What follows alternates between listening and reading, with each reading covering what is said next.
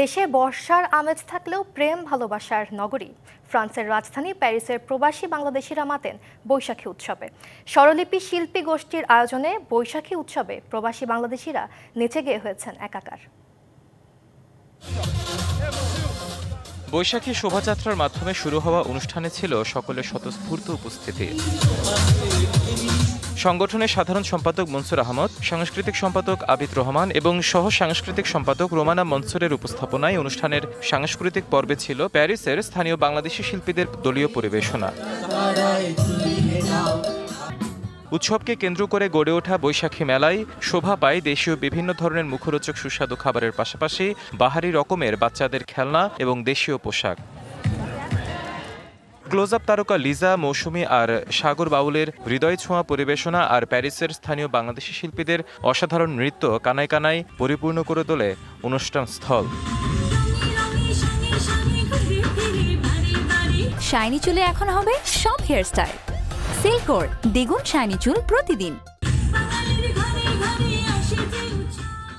গানের তালে তালে শুধু শিল্পীরাই নাচেননি, নাচিয়েছেন দর্শকদেরও।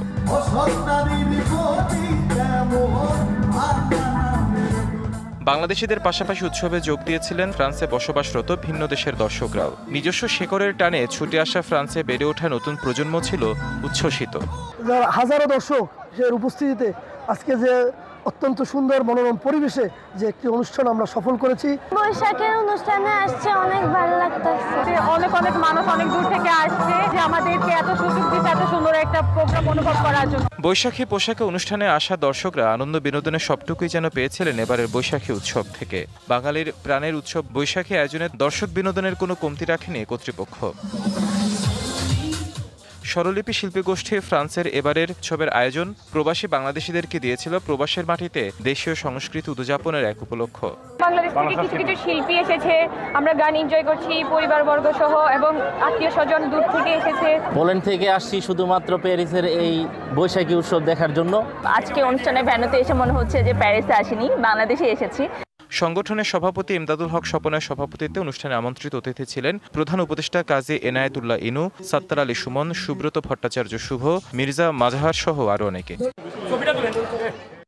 প্রবাসী বাংলাদেশিদের স্বতঃস্ফূর্ত উপস্থিতি আর আনন্দ উচ্ছ্বাসই বলে দিচ্ছে নিজস্ব ইতিহাস, ঐতিহ্য আর সংস্কৃতির প্রতি তাদের ভালোবাসার বহিঃপ্রকাশ।